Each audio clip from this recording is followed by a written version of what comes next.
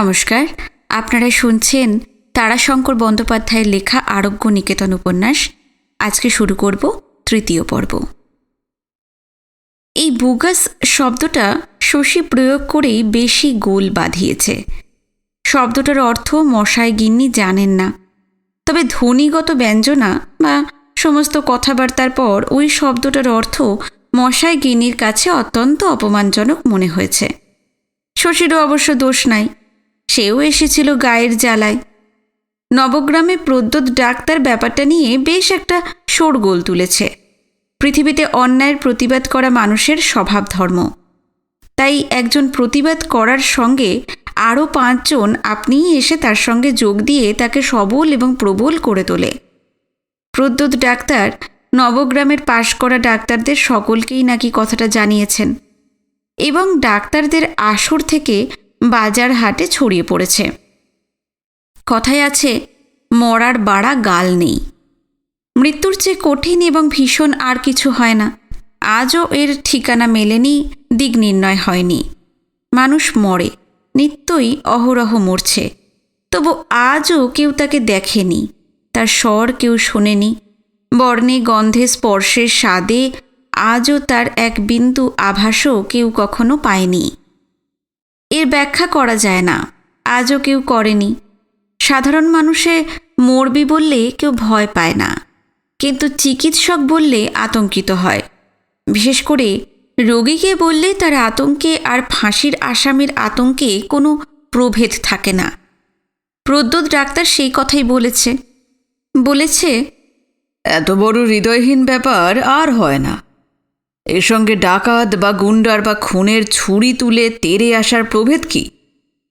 প্রদ্যোৎ নাকি চায় ডিস্ট্রিক্ট ম্যাজিস্ট্রেটের কাছে দরখাস্ত করা হোক, সকল ডাক্তারের সই করা দরখাস্ত। নবগ্রামে এখন 3 জন পাশ করা ডাক্তার। প্রদ্যোৎ নিজে আছে হাসপাতালে, আর 2 জনের একজন হরেন ডাক্তার, নবগ্রামেরই ছেলে, বয়সে প্রদ্যোতের থেকে কয়েক বছরের বড়।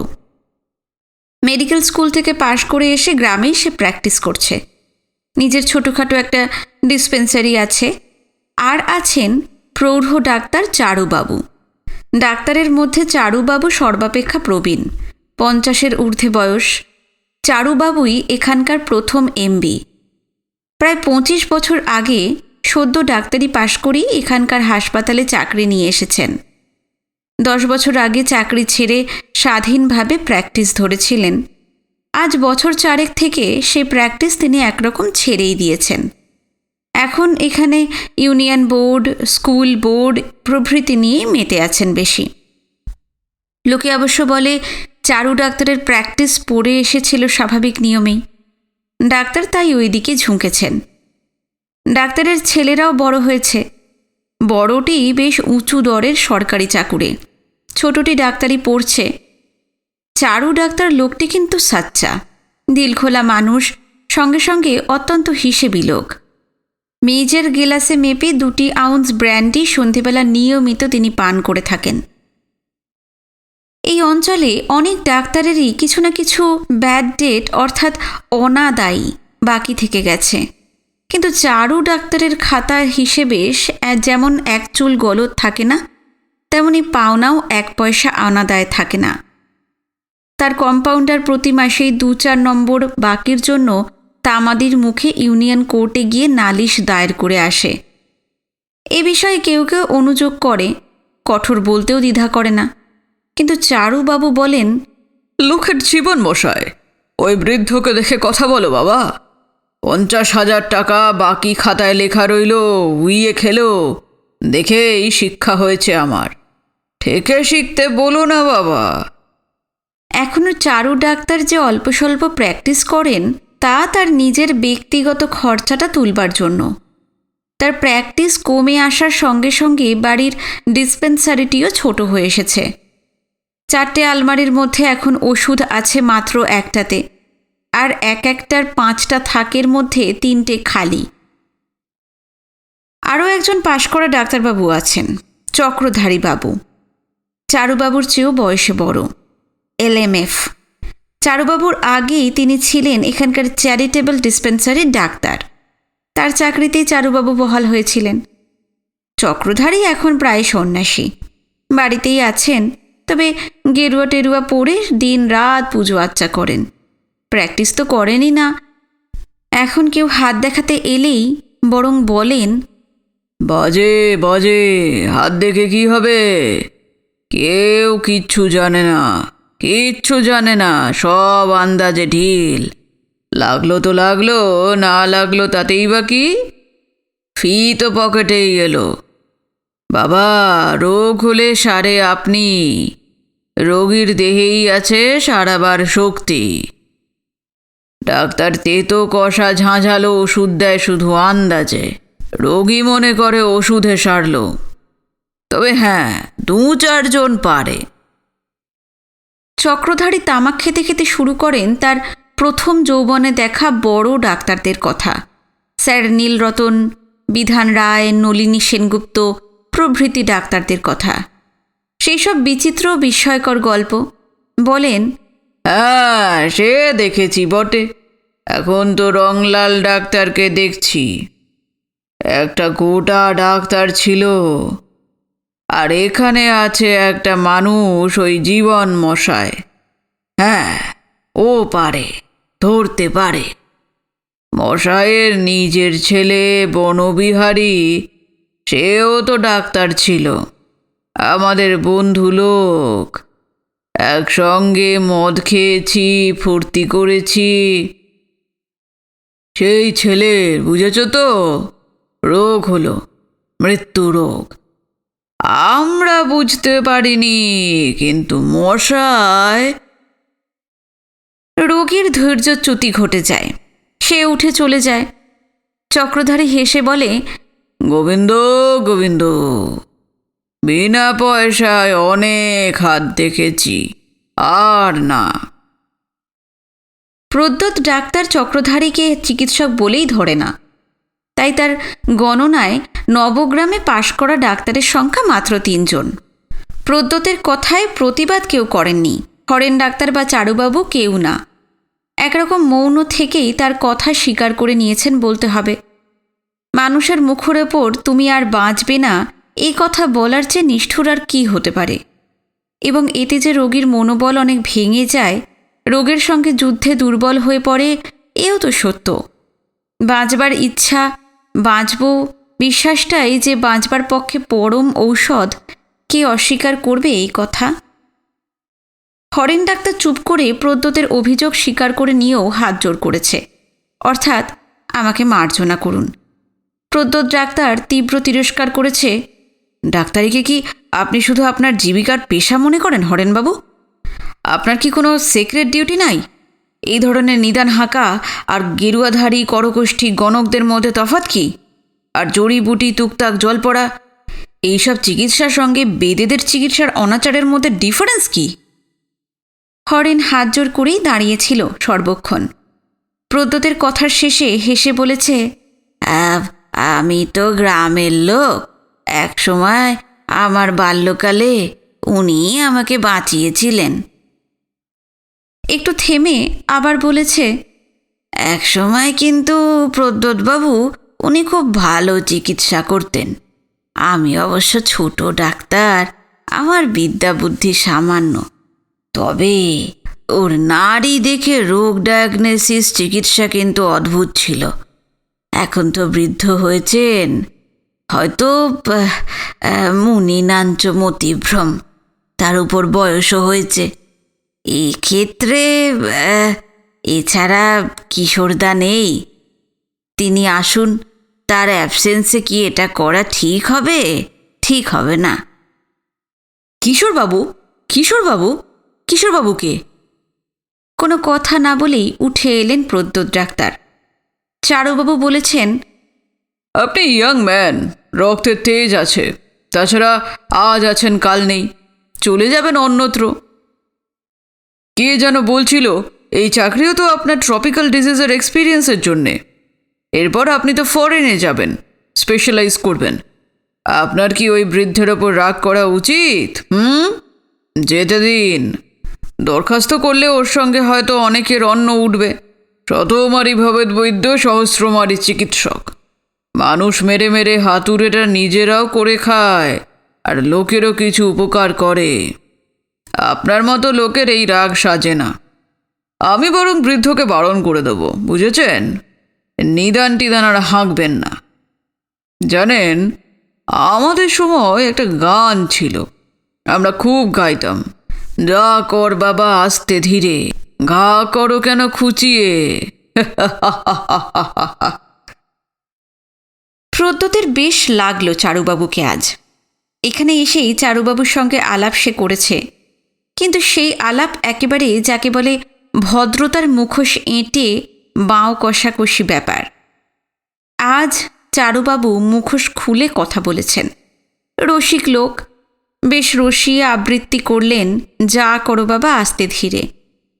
প্রদ্যোতের মন অনেকখানি নরম হয়ে গেল, একটু লজ্জাও পেলে। চারুবাবু ওই যে বললেন, বৃদ্ধের উপর রাগ করা তার উচিত নয়। প্রদ্যোৎ বললে, বেশ, আপনার কথাই মানলাম তাহলে, কিন্তু বৃদ্ধকে একটু সাবধান করে দেবেন। এইসব ভালো নয়। একে তো অত্যন্ত নিষ্ঠুর, তার উপর আনসায়েন্টিফিক। হাত দেখে নাড়ি, পিত্ত, কফ, নিদান, এইসব কি? হ্যাঁ? চারুবাবু বললেন, এক সময় কিন্তু মশাই লোকটার নিদান আশ্চর্য রকম ফলেছে, আর ফলতো, এখনো ফলে। আপনি কিন্তু দেখবেন, মতির মাকে বর্ধমান কি কলকাতা পাঠাবো যে ভেবেছেন, আর সেটা পাঠিয়েও দেবেন, নইলে বুড়োর কথা যদি ফলে যায়। যাবে না ফলে। দৃঢ় স্বরে কথার মধ্যেই প্রতিবাদ এবং দৃঢ় প্রত্যয় জানিয়ে প্রদ্যোৎ সাইকেল চেপে চলে এসেছে। He must prove himself. প্রমাণ সে করবেই। উইচক্রাফটের মতন এই হাতুড়ে বিদ্যের ভেলকি ভেঙে সে দেবেই। জীবনে তার একটা মিশন আছে, শুধু অর্থ উপার্জনের জন্য সে ডাক্তার হয়নি। কথাটা গোপন থাকেনি। ঘণ্টা কয়েকের মধ্যে পল্লবিত হয়ে সারা নবগ্রামে ছড়িয়ে পড়ল, প্রদ্যোৎ ডাক্তার নাকি জীবন মশাইকে জেলে দেবে। মতির মায়ের নিদান হেঁকেছে জীবন মশাই, ডাক্তার মতির মাকে বাঁচাবে এবং তারপর দরকার হলে মামলা করবে। ম্যাজিস্ট্রেট, কমিশনার, মিনিস্টারের কাছে দরখাস্ত করবে হাতুড়ের চিকিৎসা করা আইন করে বন্ধ করে দেওয়া হোক। কথাটা নিয়ে সবচেয়ে গরম এবং তীব্র আলোচনা হলো বিকে মেডিকেল স্টোর্সে। বিনয়ের ওষুধের দোকান। বিকে মেডিকেল স্টোর্স এই অঞ্চলের মধ্যে সবচেয়ে বড় ওষুধের দোকান। ডাক্তারেরা যারা প্র্যাকটিসের সঙ্গে ওষুধেরও ব্যবসা করে, তারা সকলেই বিনয়ের দোকান থেকে পাইকারি হারে ওষুধ কেনে। এই অঞ্চলে বিনয়ের দোকানের নামডাক খুব। শুধু চারুবাবুই ওষুধ নেন না, চারুবাবুর দোকানের সঙ্গে প্রতিযোগিতা করেই বিনয় দোকান খুলেছিল। চারুবাবু যেবার হাসপাতালের চাকরি ছাড়েন, হাসপাতালে আসে নতুন এমবি অহিনবাবু। সেইবার বিনয় দোকান খোলে। অহিনবাবুই খুলিয়েছিলেন। তার যত প্রেসক্রিপশন আসত বিনয়ের দোকানে তিনি সন্ধ্যের সময় নিয়মিত ঘণ্টা দুয়েক করে বসতেন, বিনা ফিয়ে রোগী দেখতেন। অহিনবাবুর পর 3 জন ডাক্তার এসেছেন হাসপাতালে। তারাও অভিনবাবুর মতোই বিনয়ের পৃষ্ঠপোষক ছিলেন। প্রদ্যোৎ কিন্তু তাদের পদাঙ্ক অনুসরণ করেনি। তার সঙ্গে কি নিয়ে বিনয়ের একটু আধটু দর কষাকষি চলছে। বিকে ফার্মেসির বিনয় চিকিৎসা জানে না, কিন্তু চিকিৎসকদের, ডাক্তার কবিরাজদের ইতিহাসে ইতিকথায় সে প্রায় সুখদেব বললেও অত্যুক্তি হয় না। দিনরাত্রি বিনয় এখানকার ডাক্তারদের নিয়ে আলোচনা করে। শশী পথ দিয়ে যাচ্ছিল হরিজনপল্লীতে রোগীর সন্ধানে। বিনয় তাকে ডেকে বললে, ডাক্তার, তামাক খেয়ে যাও। তারপর রসিকতা করে বলেছে, মোলে শশী ডাক্তার, তোমরা এবার মোলে। প্রদ্যোৎ ডাক্তার বলেছে সব হাতুড়ের রুটি মারব, জেলে দেব বেটাদের। তারপর বিস্তৃত উত্তপ্ত আলোচনা। শশী সেই কথা এসে বলেছে ডাক্তার গিন্নিকে, কি দরকার? বিনা পয়সায় মতির মায়ের হাত দেখে নিদান হাঁকার কি দরকার? এই কাল হলো বিজ্ঞানের কাল, পাশ করা ডাক্তারদের কাল। সর্দি, পিত্তি, কফ, নিদান সেকালে চলতো, এইসব এই কালে হয় না। যত সব। এই কথাটা ডাক্তারের অন্তরে বড় লাগে। জীবনের সকল দুঃখ ব্যর্থতার উদ্ভব ওইখান থেকেই। মানুষের দেহে যেমন একটি স্থানে অকস্মাৎ একটি আঘাত লাগে, বিষমুখ তীক্ষ্ণ ধার কোনো বস্তুতে, তারপর সেই ক্ষতবিন্দুকে কেন্দ্র করে বিষ ছড়ায় সর্বদেহে, এও ঠিক তেমনই। তার অদৃষ্ট ছাড়া আর কী বা বলা যায়। সঙ্গতি থাকতেও তার ডাক্তারি পড়া হয়নি। তিনি কলেজে পড়ে পাশ করে ডাক্তার হলে আতর বউ তুমিও আসতে নাই বাড়িতে। সে বিচিত্র ঘটনা। স্মরণ হতেই ডাক্তার দীর্ঘ নিঃশ্বাস ফেললেন। এক সর্বনাশী ছলনাময়ী তার জীবনটাকে ব্যর্থ করে দিয়ে গিয়েছে।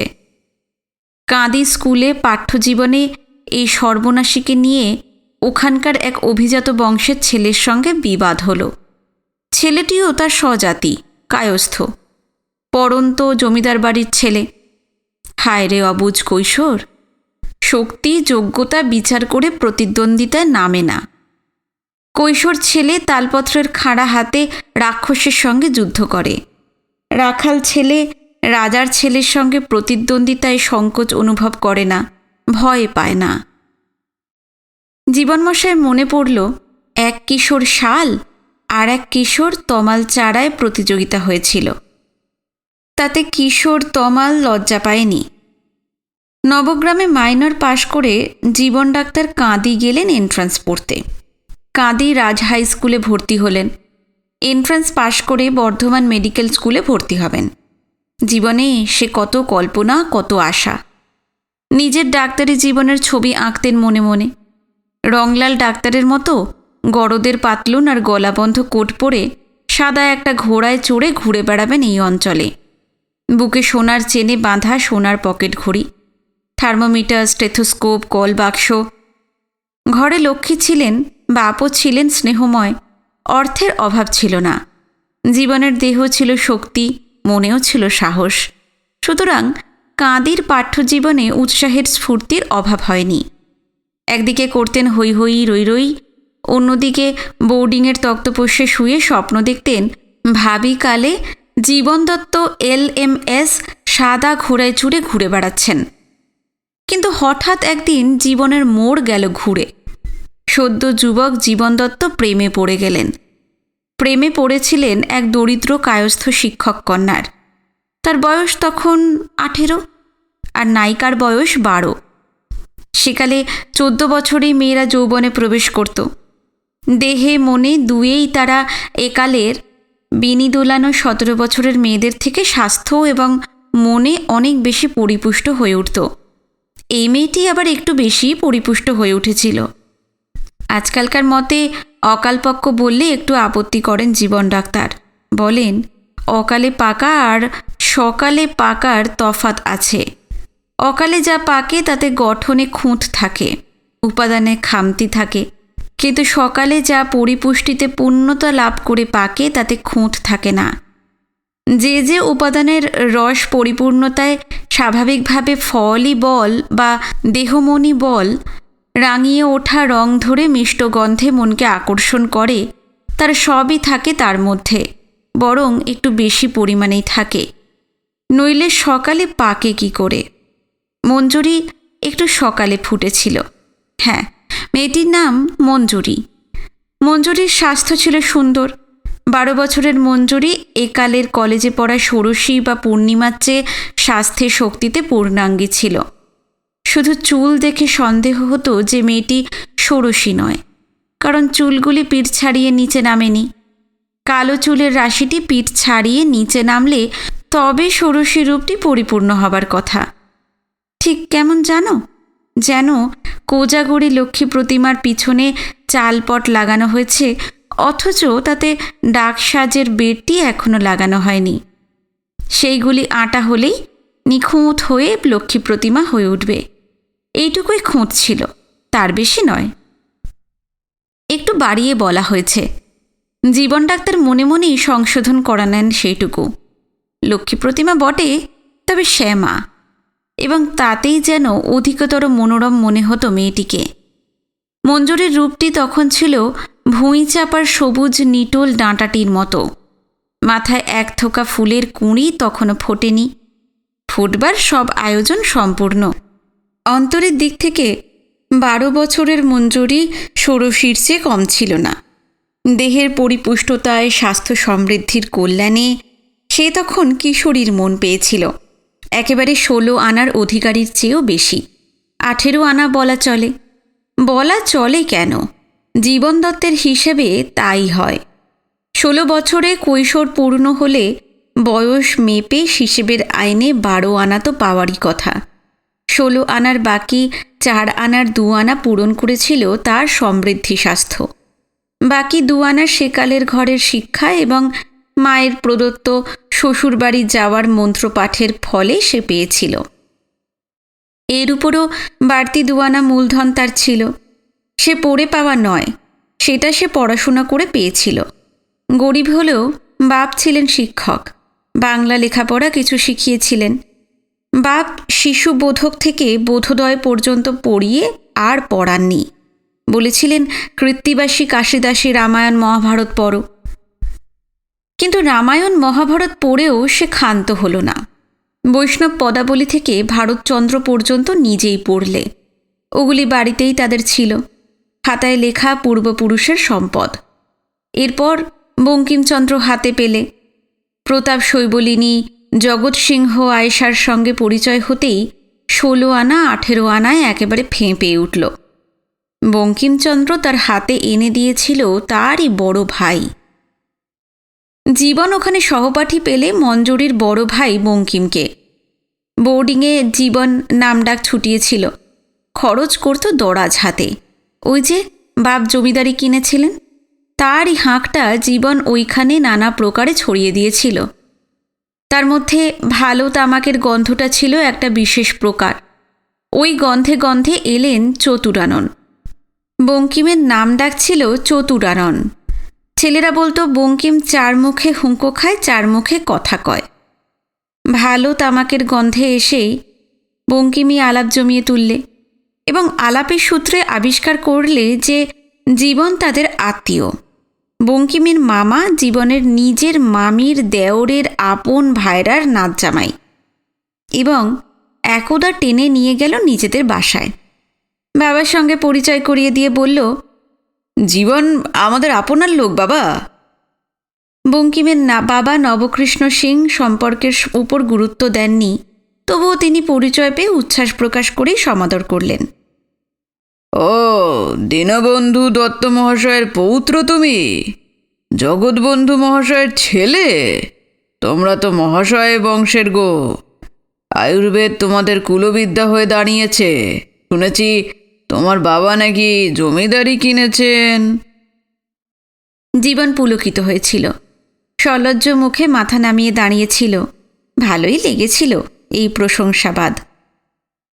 নবকৃষ্ণবাবু বলেছিলেন, আমার বাড়িও তোমাদের ওই দিকেই গো। চাকরি করি, যাওয়া আসা পুজোর সময়, গরমের ছুটিতে বড় যাই না। দেশে তো সম্পত্তি তেমন কিছু নাই, বিঘে 5-7 জমি আর ওই শরিকে বিবাদ। কি করব তা গিয়ে? নইলে 5 কোষ দূরে বাড়ি, আত্মীয়তাও যা হোক একটা আছে, আলাপ থাকতো।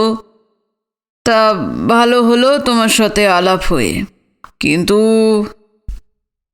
তুমি যে ইংরেজি পড়তে এলে।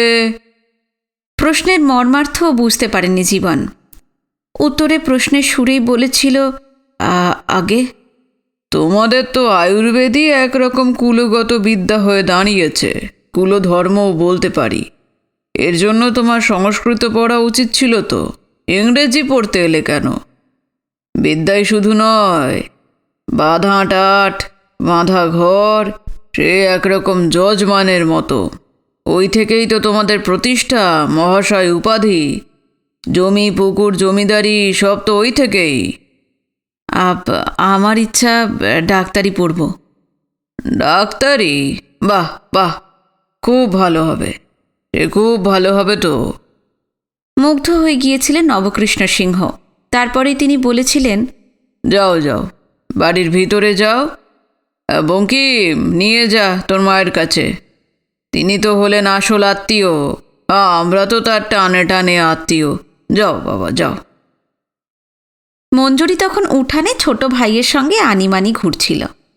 গাছকোমর বেঁধে হাত দুটোকে দুদিকে প্রসারিত করে বনবন করে ঘাচ্ছিল ঘুরপাক, আর মুখে ছড়া আওড়াচ্ছিল। আনিমানি জানি না, পরের ছেলে মানি না, লাগলে পরে নাইক দোষ, মানব নাকো, রাগ কি রোষ, সরে যাও নইলে এবার ধাক্কা খাও বলেই পাশে ঘুরন্ত ভাইদের কোনো একজনের সঙ্গে ধাক্কা খাচ্ছিল। একজন, সে ভাই হোক বা বোনই হোক, পড়ে যাচ্ছিল। পড়ে গিয়ে কেউ অবশ্য এইসব ক্ষেত্রে রাগ রোষ সত্যই প্রকাশ করে না, পড়ে শুয়েই থাকে চোখ বুজে। মনে হয় মাটি দুলছে, আকাশ দুলছে, ঘরগুলোও দুলছে। সঙ্গে সঙ্গে মনে হচ্ছে অতলের কি পাতালের দিকে সে গড়িয়ে পড়ে যাচ্ছে। সর্বাঙ্গ কেমন শিরশির করতে থাকে। বঙ্কিম জীবনকে নিয়ে যখন ঘরে ঢুকলো তখন মঞ্জুরি পাক খেতে খেতে কাউকে ধাক্কা মারবার উদ্যোগ করছে এবং ঘুরপাকের বেগের মধ্যে ঠিক ঠাউর করতে না পেরে দাদা ভ্রমে জীবনের হৃৎপিণ্ডের উপর মারলে ধাক্কা এবং নিজেই পড়ে গিয়ে খিলখিল করে হাসতে লাগলো। জীবন দত্ত থ মেরে দাঁড়িয়ে গেলেন। এদিকে মঞ্জুরির হাসিও স্তব্ধ হয়ে গেল কয়েক মুহূর্তের মধ্যে। তার ভুল ভেঙেছে। দাদা ভ্রমে অপরিচিত একজনকে ধাক্কা মেরেছে বুঝে বিস্ময় ও লজ্জায় চোখ দুটো বড় করে ভূমিশয্যা থেকে উঠেই ও মা গো বলে ছুটে পালিয়ে গেল গৃহাভ্যন্তরে এবং আবার শুরু করলে খিলখিল হাসি। জীবন বিহ্বল হয়ে দাঁড়িয়ে গেল। আর সেই আমলে ওটাই যথেষ্ট। ঘটনার ওইখানেই শেষ নয়, আরও আছে। বঙ্কিম পলায়ন পড়া মঞ্জুরিকে উদ্দেশ্য করে হেসে বলেছিল, মর হতচ্ছাড়ি। তারপর মায়ের সঙ্গে জীবনের পরিচয় করিয়ে দিলে। জীবন তাকে প্রণাম করতে গিয়েছিল। তিনি বলেছিলেন, না না, তুমি তো আমার সম্পর্কে বড় গো। আমার দাদা তোমার মাসিমার দেওরের ভাইরার নাত জামাই। সেই হিসেবে তুমি আমার দাদার কোনো শ্বশুর টশুর হবে। আমারও তো তাই হলে। বসো বসো, প্রণাম আমিও তোমাকে করব না আর তুমিও আমাকে করো না। বঙ্কিম এই সম্পর্ক নির্ণয় খুব খুশি হয়েছিল। তাহলে তো তার সঙ্গে সম্পর্ক আর এক পর্ব তফাৎ, অর্থাৎ তৃতীয় পুরুষ। নাতি দাদামশাই সম্পর্ক, রসিকতার অবাধ অধিকার। মা খাবার আনতে উঠে যেতেই বঙ্কিম ভিতরে গিয়ে মঞ্জুরিকে ডেকে বলেছিল, আয় না হতচ্ছাড়ি, দাদামশাই দেখবি আয়। কে? দাদামশাই রে। তোর ও আবার দাদামশাই হয়? একটা বুনো শুয়োর। মাগো, কি হোঁতকা চেহারা আর কালো রং। ছি, তুই ভারী ধিঙ্গি হচ্ছিস দিন দিন। আমাদের বড় মামা হলো ওর মাসিমার দেওরের নিজের নাত জামাই। মরণ, সইয়ের বউয়ের বকুল ফুলের বনপো বউয়ের বঞ্চি জামাই। না না, উঠে আয়, আমার বন্ধু রে, খুব ভালো ঘরের ছেলে। ভালো ঘরের ছেলে তো এমন হোঁতকা বুনো শুয়োরের মতন চেহারা কেন? কি যাতা বলছিস, বীরের মতন চেহারা, মুগুর ভাজে কি না? তাহলে পড়তে না এসে যাত্রার দলে ভীম সাজতে গেল না কেন? আমরা তাহলে সত্যিকারের ভালো গদা যুদ্ধ দেখতে পেতাম। তুই যা, আমি যাব না। বঙ্কিম একটু ক্রুদ্ধ হয়ে ফিরে এলো। জীবনও বন্য বরাহর মতন মাথা হেঁট করে বসেছিল। খুব প্রীতিপদ নয়। তরুণ বয়সে ওই কথায় কারোরই পুলক সঞ্চার হয় না। চলে আসবার জন্য সে ব্যস্ত হয়ে উঠল। বললে, আজ যাব ভাই, কাজ আছে। মা ঠিক এই সময় জলখাবারের থালা নিয়ে বেরিয়ে এলেন। থালাখানি নামিয়ে দিয়ে ডাকলেন, মঞ্জি, কই রে? মঞ্জি, জল নিয়ে আয় তো এক গেলাস। মাটি বড় রাশভারী লোক, অমান্য সহজে করা যায় না। জীবন ওই কণ্ঠস্বর শুনেই না বলতে গিয়েও আর বলতে পারলে না। মঞ্জুরিও মিনিট খানেকের মধ্যে জলের গেলাস নিয়ে বেরিয়ে এলো। মা বললেন, প্রণাম কর। দাদার বন্ধুই শুধু নয়, আমাদের আপনার লোক, তোদের দাদামশাই হয়। মঞ্জুরি মুখে কাপড় চাপা দিয়ে হাসতে লাগলো। মা আবার বললেন, কিরে হাসছিস যে বড়, প্রণাম কর। ওইটুকু আবার দাদামশাই হয়? হয়। মামা কাকা বয়সে ছোট হয় না? তুলসী পাতার ছোট বড় আছে না? মঞ্জুরি এবার প্রণাম করলে। সে আমলে গড় করে প্রণাম করতে হতো। এই আমলের মতন হেঁট হয়ে পা ছুঁয়ে মাথা ঠেকানো প্রণাম নয়।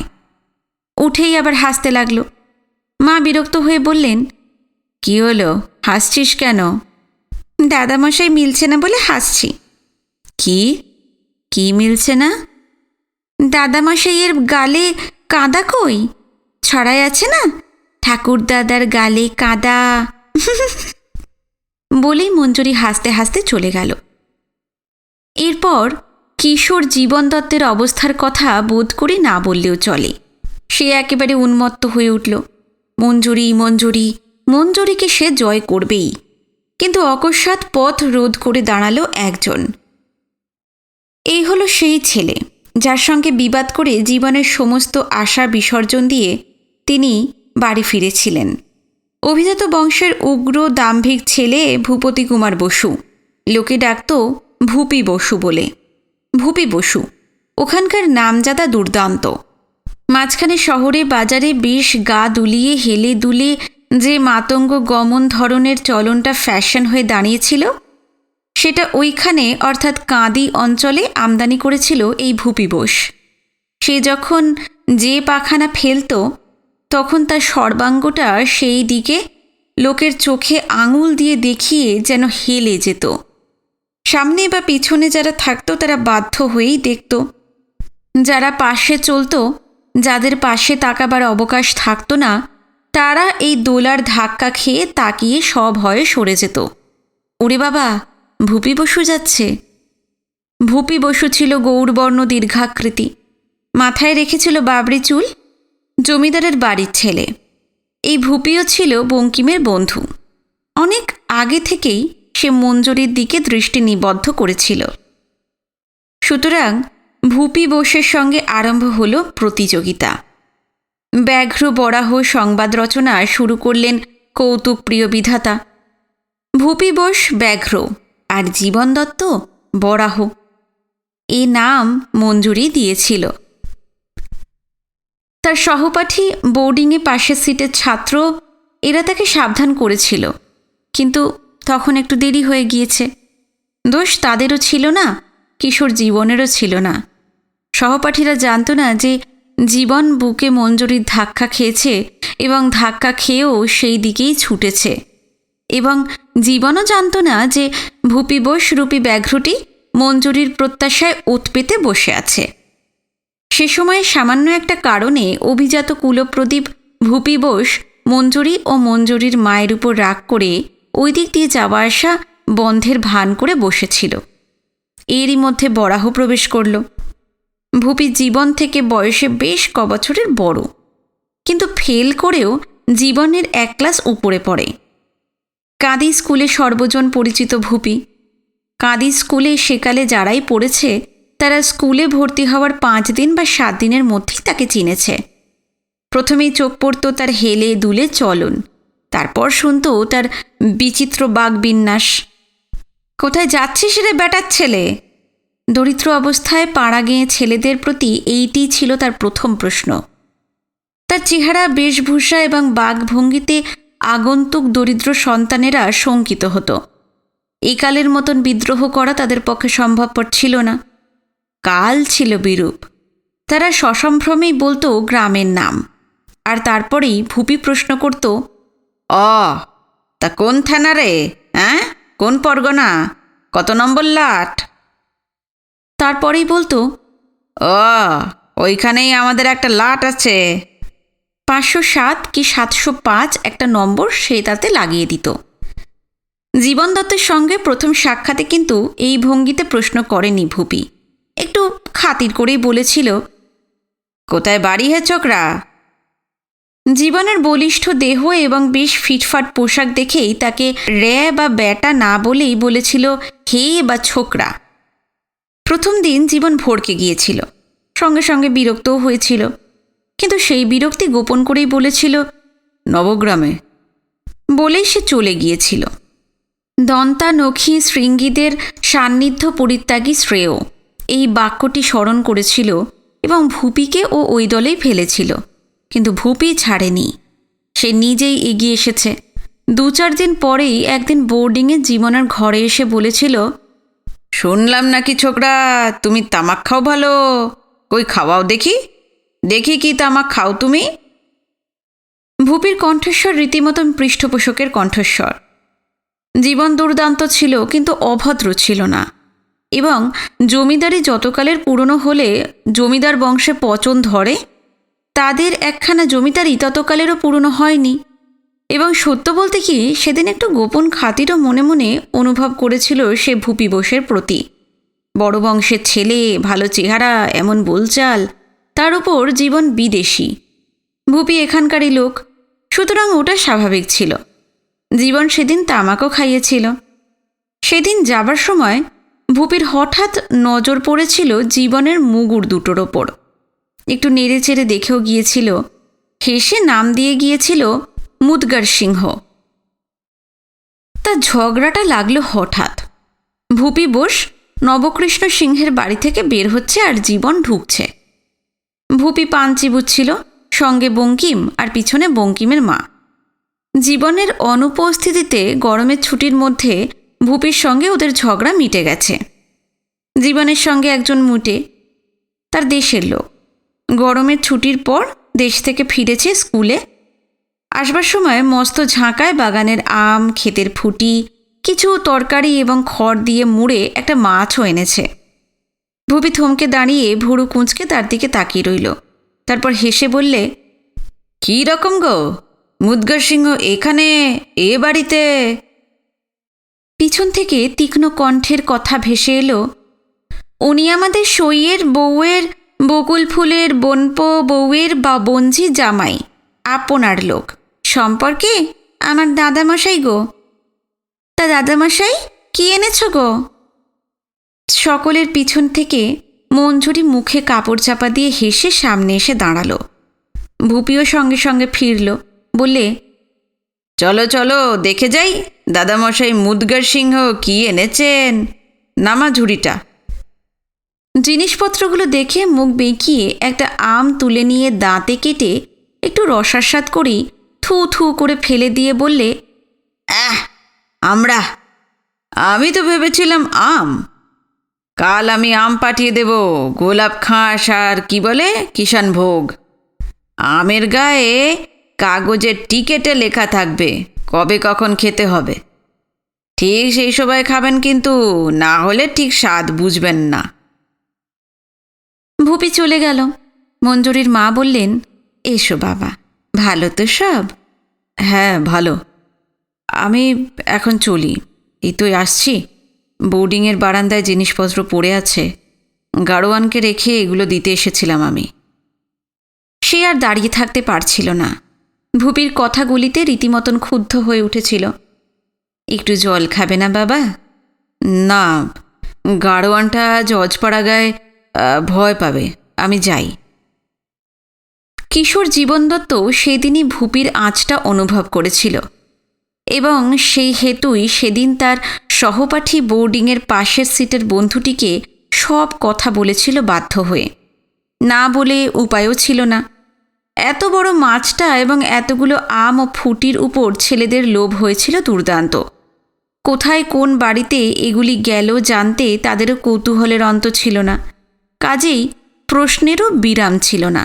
অবশেষে বলতে হলো নাম। বন্ধুরা শুনে শিউরে উঠল, ওরে বাবা, গেছিস কোথায় তুই? বাঘের ঘরে ঘোঘের বাসা বাঁধতে গেছিস? ও যে ভূপি বোসের মঞ্জুরি। জীবন বলল, ভূপি বোসের মঞ্জুরি মানে? হ্যাঁ বাবা, ওদিকে হাত বাড়িও না মানিক, হাত কেটে নেবে। জীবন দত্ত কিছুক্ষণ গুম হয়ে বসে থেকে প্রশ্ন করেছিল, আচ্ছা, কথা পাকা হয়ে গিয়েছে? না, তবে ব্যাস, তবে দেখা যাক মঞ্জুরি কার। মঞ্জুরি তো এখনও বাপরূপী গাছে ফুটে আছে রে। যার মুরত থাকবে সেই পেরে মালা গেঁথে গলায় পড়াবে। আমিও জীবন দত্ত। গাড়োয়ানের হাতেই সে মাকে একখানি গোপন পত্র পাঠালে। অবিলম্বে 50টি টাকা চাই। সেদিনের 50 টাকা আজ 1950 সালে অন্তত 2000 টাকা। লাগলো সংঘর্ষ। প্রথমটা ভূপি বোস গ্রাহ্য করেনি। তার প্রতিদ্বন্দ্বী ওই বড়াহোটা। বঙ্কিম অথবা মঞ্জরি দুজনের মধ্যে একজনের কাছে নিশ্চয়ই সেই প্রথম দিনের বরাহ সম্বোধন বৃত্তান্তটা সে শুনেছিল এবং মনে মনে নিশ্চয়ই প্রচণ্ড কৌতুক ও পরম পরিতৃপ্তি অনুভব করেছিল। মঞ্জরি জীবন দত্তকে দেখে বুনো শুয়োর বলেছিল বলে ভূপিও তার নামকরণ করেছিল বরাহ, আরও বলতো মুদগর সিংহ। ওইসব নামে সে তাকে অভিহিত করত, অবশ্য আড়ালে। আর আমড়ার স্বাদ বিশিষ্ট আমের টুকরি বা কতকগুলো ফুটি কি একটা মাছকে সে মূল্যই দিত না। ওর বদলে কলমের গাছের অল্প গোটা কয়েক ল্যাংড়া কি বোম্বাই কি কিষানভোগ নাম বিশিষ্ট আম এবং গন্ডা কয়েক লিচু কি গোলাপজাম বা জামরুলের মূল্য যে বেশি এইটা সে জানত। তার ওপর তার রূপ গৌরব সম্পর্কে সে ছিল পূর্ণমাত্রায় সচেতন, কাজেই সে গ্রাহ্য করে নাই। এদিকে জীবন নিজের পিলব রূপের অভাব পূরণ করতে হয়ে উঠল বিলাসী। বাড়িতে তার টাকার চাহিদার অঙ্ক বাড়তেই লাগল। জগৎবন্ধু মশাই বেশ একটু চিন্তিত হলেন, তবুও একমাত্র ছেলের দাবি সহজে অগ্রাহ্য করলেন না। বাপের কাজ ছাড়াও মায়ের কাছ থেকে টাকা আনাতো জীবন। পুরো দাবিটা বাবাকে জানাতে সাহস করত না। তার জন্য জীবন কখনো আক্ষেপ করেননি, আজও করেন না। কি আক্ষেপ? যৌবনের স্বপ্ন, নারী প্রেমের প্রতিদ্বন্দ্বিতা, এর চেয়ে মাদকতাময়, এর চেয়ে জীবনের কাম্য কৈশোরে আর কি আছে? আর শুধু কি কৈশোরে, যৌবনে? সমস্ত জীবনে কোনো নারীকে যে সম্পূর্ণভাবে জয় করে জীবন ভরে পেয়েছে, তার চেয়ে ভাগ্যবান কে আছে? মঞ্জরির প্রেমের প্রতিযোগিতায় যদি জমিদারির 1 আনা 6 গন্ডা 2 কড়া 2 ক্রান্তি বিক্রিও হয়ে যেত, তাতেই বা কী হতো? তাতেও তার আক্ষেপ হতো না। তাই হয়তো যেত। বাবার কাছে টাকা না পেলে সে ধার করত। তখন তার হাল চালে সেখানে রটে গেছে জীবন দত্ত ধনী বলে নয়, নামজাদা ধনীর ছেলে। সুতরাং টাকা ধার পেতে সে আমলে তাকে কোনো কষ্টই পেতে হতো না। বঙ্কিমদের বাড়িতে নিত্য নূতন মণিহারি উপঢৌকন পাঠাতে লাগল সে। কাঁদির বাজারে তখন তার নাম ছুটে গেল বাবুজি বলে। জীবন বাজারের রাস্তায় বের হলে দোকানিরা বলতো, কি বাবুজি, কোন দিকে যাবেন? খাস লালবাগের ছোঁয়াচ লাগা কাঁদিতে আমিরি আমলের জি শব্দটা তখনও বেঁচে ছিল। কোম্পানির আমলের বাবু শব্দের সঙ্গে ওটিকে লাগিয়ে বাবুজিই ছিল ওখানকার সম্মানের আহ্বান। জীবন বাবুজি হাসত। ওসমান শেখ ওখানকার সবথেকে বড় মণিহারি দোকানের মালিক। তার সঙ্গে ব্যাপারটা আরও অনেকটা অগ্রসর হয়েছে। জীবন ওসমানকে বলতো চাচা যান, আর ওসমান বলতো বাপ যান। ওসমান শেখের মস্ত দোকান, 2-3টে শাখা, মনোহারি, জুতো, তামাক ইত্যাদি। বাকি খাতার পাতায় সসম্ভ্রমে জীবন বাপজানের নামপত্তন করে নিয়েছিল ওসমান চাচা।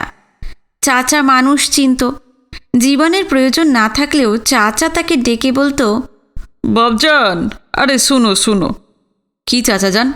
আরে বাপজান, আজ 4-5 রোজ তোমাকে ঢুরছি, নতুন খুশবয় এনেছি।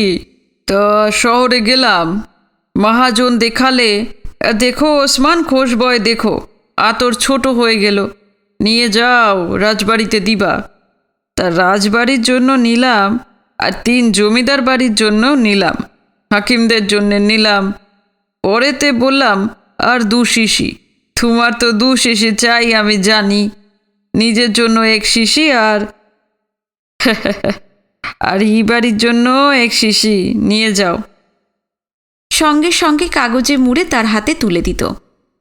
দাম চাচা যান? আরে সে হবে হবে, তুমি এখন নিয়ে যাও তো, আর আমি রাখতে পারবো নাই। ইয়ার মধ্যে ভূপি চাচা এসেছে 2 দিন হলো। ওই উকিল সাহেবের বাড়িতে দেখেছেন তো খুশবয়, বলে আমার চাই 2 শিশি। দাও, আমি বলি নাই। সে বলে জরুর আছে, আমি দোকান তল্লাশ করব। তা আমি তো লুকিয়ে রেখেছি, অনেক কষ্টে লুকিয়ে রেখেছি। নিয়ে যাও তুমি, দাম আমি খাতায় লিখে রাখবো। তার তরে তোমার ভাবনা কি? ওই গন্ধ রুমালে মেখে জীবন ভূপি বসে সান্নিধ্যে এসে রুমালখানা পকেট থেকে বের করে মুখ মুছতে শুরু করল। ভূপি চকিত হয়ে উঠত, তার দিকে সপ্রশ্ন দৃষ্টিতে তাকাত। জীবন বুঝত এবং হাসত। প্রশ্নটা ভূপির এই, মঞ্জুরির কাপড়ে এবং বড়াহোটার রুমালে একই মিষ্টি গন্ধ এলো কী করে? ভূপি অবশ্য হটবার ছেলে নয়। ঠিক পরদিনই সেই গন্ধ সে রুমালে মেখে আসত। জীবন ভাবত, ভূপি ব্যস্ত যে সে নয়, ওসমান চাচার দোকানে না পেয়ে নিশ্চয়ই মুর্শিদাবাদ থেকে আনিয়েছে। হায়, তখন কি জানতেন যে মঞ্জুরিকে পাঠানো উপঢৌকনটি ভূপির কাছেই এসেছে বিচিত্রভাবে। থাক সে কথা, ও নিয়ে আর আক্ষেপ কেন? কোনো কিছু নিয়েই আক্ষেপ জীবন দত্ত আর আজকে করেন না, পরিহাস করেন। প্রেম এক প্রকারের সাময়িক উন্মাদ রোগ। সেই রোগে সদ্য যুবক জীবন দত্ত সেদিন আক্রান্ত হয়েছিলেন। ভূপি বোসের সঙ্গে দ্বন্দ্বযুদ্ধে হার মানবার চরম মুহূর্তটির আগেকার মুহূর্ত পর্যন্ত ভেবেছিল সে জিতেছে, জয় তার অনিবার্য। মনে করেছিল পরাজয় আশঙ্কায় ভূপির মুখ বিবর্ণ হয়ে উঠেছে। ভূপি বোস তখন জীবন দত্তের অর্থব্যয়ের প্রাচুর্য দেখে বেশ খানিকটা শঙ্কিত হয়ে উঠেছে। মধ্যে মধ্যে ছুতো নাতায় কথা কাটাকাটি করত। জীবন আমোদ অনুভব করত। সঙ্গে সঙ্গে 2-4 বার ডাম্বল ভাঁজার ভঙ্গিতে হাত ভাঁজত ভূপির সামনেই। নিত্য মুগুর ভাঁজাটা সে বজায় রেখেছিল এবং বোর্ডিংয়ের সহপাঠীদের সঙ্গে পাল্লা দিয়ে সে রুটি খেত 25 থেকে 30 খানা। ভূপি তার দেহ দেখেও ভয় পেত। জীবন হাসত। জয় তার অনিবার্য। সম্পদের প্রতিযোগিতায় তার জয় হয়েছে, বীর্যের প্রতিযোগিতায় সে শ্রেষ্ঠ। স্বয়ংবরে আর চাই কি? হায় রে হায়, হায় রে মানুষের দম্ভ আর বিচিত্র মানুষের মন, বিশেষ করে নারীর মন। ও যে কিসে পাওয়া যায় কেউ বলতে পারে না। হঠাৎ একদিন জীবন দত্তের ভুল গেল ভেঙে। ভূপি বোসের সঙ্গে লেগে গেল চরম সংঘর্ষ এবং সম্পদ ও শক্তিতে শ্রেষ্ঠতা সত্ত্বেও সব স্বপ্ন ভেঙে চুরমার হয়ে গেল। সেদিন দোলের দিন। বেশ একটি মূল্যবান উপঢৌকনের ডালা সাজিয়ে জীবন দত্ত মঞ্জুরিদের বাড়িতে গিয়েছিলেন। তখনও মঞ্জুরির সারা অঙ্গের কোথাও এক ফোঁটা আবিরের চিহ্ন ছিল না। জীবনের অভিপ্রায় ছিল সেই তার শ্যামল সুন্দর মুখখানিকে প্রথম আবির দিয়ে রাঙিয়ে দেবে। প্রথমেই দেখা হলো মঞ্জুরির মায়ের সঙ্গে। সে উপঢৌকনের ডালাটি তার সামনেই নামিয়ে দিয়ে বলল, মা পাঠিয়ে দিয়েছেন। আমার কাছে আপনাদের কথা শুনেছেন কি না?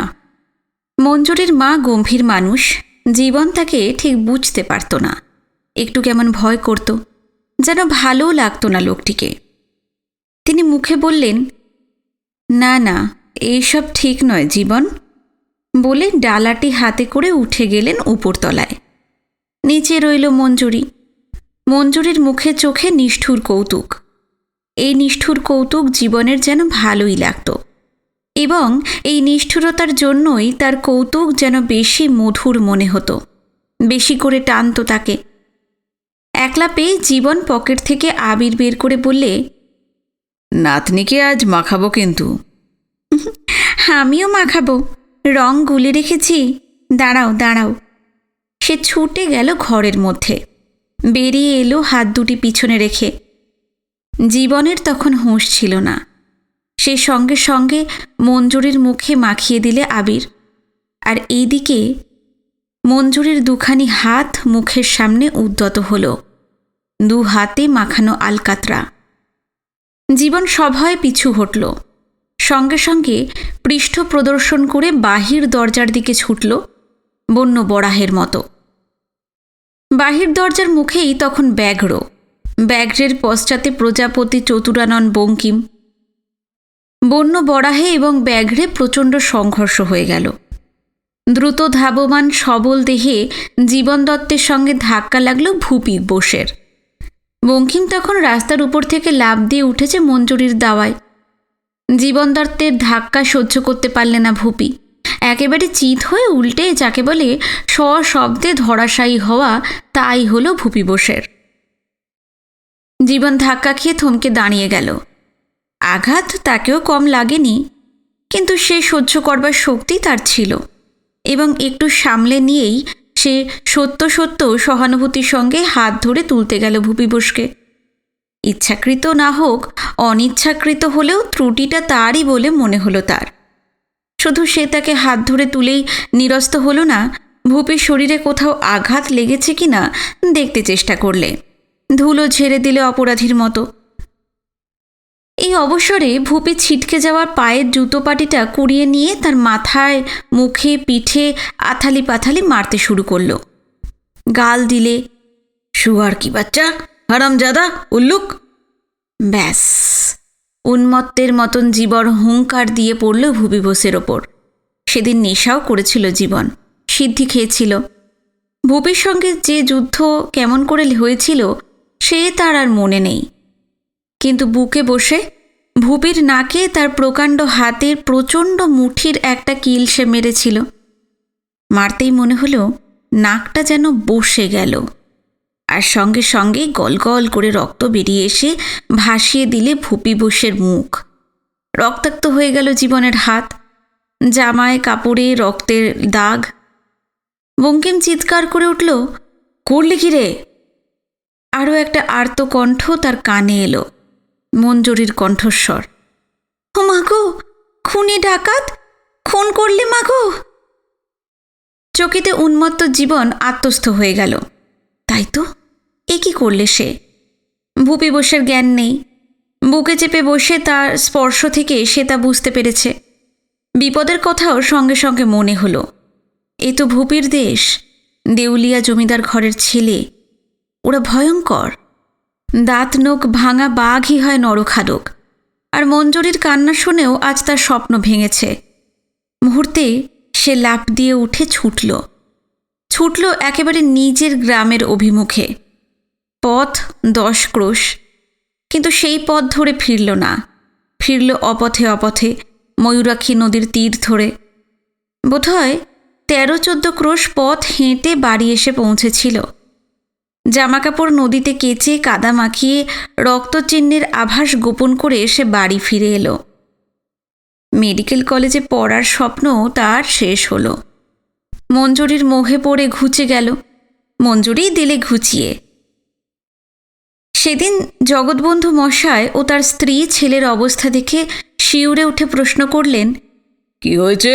হ্যাঁ, এমন করে কেন ফিরেলে তুমি? কি হয়েছে?